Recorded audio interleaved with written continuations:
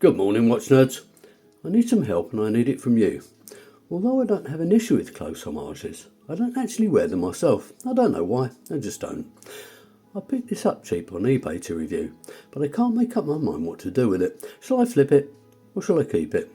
You see, I've considered buying the original several times, but just have a feeling it would be one of those watches I would get fed up with quite quickly, and I'd probably end up losing money. Of course, the original is the Zinn 556A, a well-known German-made pilot watch.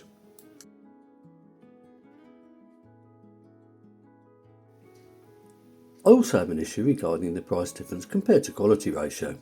Yes, the Zinn is German. Yes, they had the expense behind the design of it, and of course their movement is more premium, but we'll get to that later. The point is that you can pick up the Milifortic for around about £156 from AliExpress, or pay in excess of £1,300 for the Zinn from a UK retailer. In fact, buy the Milifortic at the right time and you'll get it even cheaper.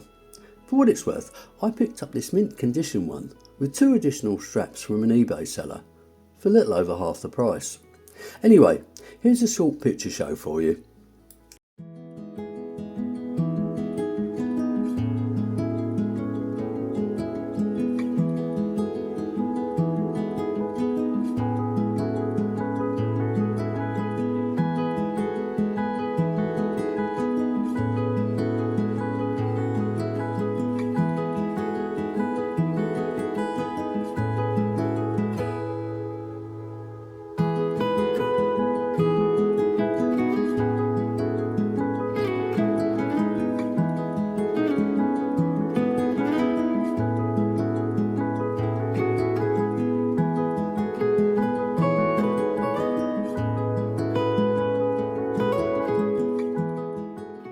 I'm sure the majority of you know that Milifortic are a sub-brand of Baltony, and although I've never reviewed a Baltony watch, other reviewers appear to believe the finish of both brands is similar. However, the main difference is that Baltony tend to homage vintage watches, whereas Milifortic tend to homage more contemporary designs. That said, they do put their own twist on things, albeit this one is fairly close to the original model. Up until recently, I owned a Milifortic R079, which I used as a beta watch, and to be honest, it was pretty faultless. I don't really have an idea why I sold it, to be honest. Now, it's worth noting there have been 2 versions of this. Strangely enough, this one was listed as version 1, when in actual fact, I'm not sure if it's version 2. The version 1 had a black surround to the hands, making them look a little bit smaller. The version 2 has the white surrounds, like this one. The packaging is simple and effective. It's a travel case similar to something you carry spectacles in. It carries a Milifortic brand name, and to be honest, is more than good enough for a watch at this price. So here are the dimensions, and whilst aren't exactly the same as the Zinn, they are very close. In fact, within a millimetre or so, but please note these are my dimensions. The case is 38.8mm, the lug width is 20mm. The depth is 12mm, including a double domed sapphire crystal with AR coating, and the lug to lug is 46.5mm.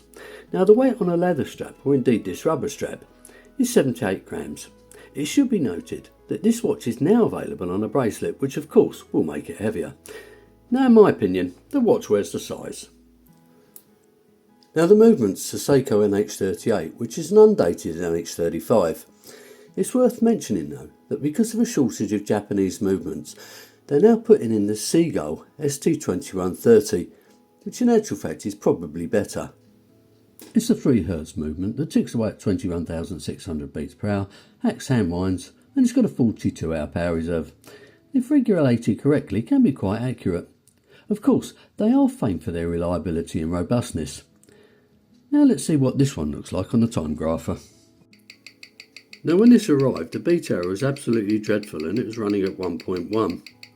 It was also running a bit slow, so I had to back off, and this is what we've got. A perfect beat error, a good amplitude, and look at that rate. The 6.5mm screw down crown is signed and it's got decent knurling. It operates the movement without issue, but at this price it won't surprise you that engagement is a little bit gritty. And this is my watch of the day. It's the Saint Martin SN0148GX. In my opinion, Saint Martin's best ever dive watch.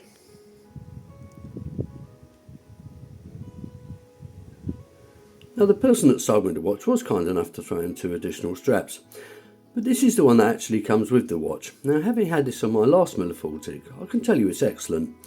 It's very supple, it's genuine leather, it looks great, it's got sealed sides, and it's got branded hardware. And as mentioned earlier, it does also come with a stainless steel strap. This is the one I've chosen to put on the watch though, and this was one of the ones that the seller supplied. It's this nice, I don't know, is it FKM or rubber, quick release spring bars, and this red stitching actually matches the red second hand brilliantly. The case is relatively simple, as you would expect with a watch of this type. However, it's beautifully finished, and I don't just mean for the price. Now the bezel and the tops of the lugs are circularly brushed, whilst the sides are horizontally brushed. The only polishing is the transition between the two. Now considering the price, it's amazing that the manufacturer bothered with such detail. As you can see by the side profile, the downturn to the lugs is excellent, meaning it fits nicely to the back of the wrist. I would suggest this watch would fit comfortably on wrists from 6.5 or maybe even 6 inches to 7.5 and possibly even larger. If I have one gripe, it's the case back, and they've left it plain.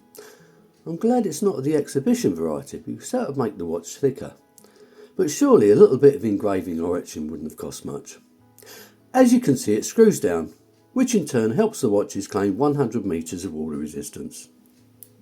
Whilst Milifortic can't claim recognition for the dial layout, it's classic, simple and iconic.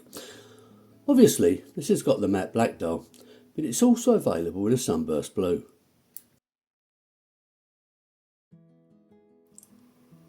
At the 12, 3, 6 and 9 we have bold Arabic numerals with simple minute markers between and the batons for the remainder of the hour markers. Along with the bold hands, it makes this watch very easy to read at a glance. Now under the 12 o'clock it simply reads Milifortic, and above the 6 o'clock is printed automatic. Now unlike the original watch, there's no date at the 4 o'clock. Now this may surprise you, but the BGW9 loom on this watch is fantastic, and it will last you through the night, and according to some other reviews it's actually better than what's in offer. You may need to put your sunglasses on now folks, because here's a picture of it.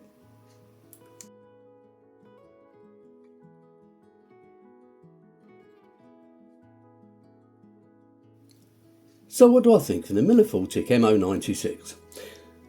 Well, it's totally put me off buying the original version, because after handling this one, there's no way that I'm going to pay 8 times as much for a watch that isn't really that much better, even if it is German. So I now have to ask myself, will I keep it as a beta, sell something and wear it on rotation, or just flip it? And at this point I really don't know. Please let me know your thoughts in the comments below. One thing is for certain, I'd strongly recommend this if it actually takes your fancy. So that brings me to the end of this review.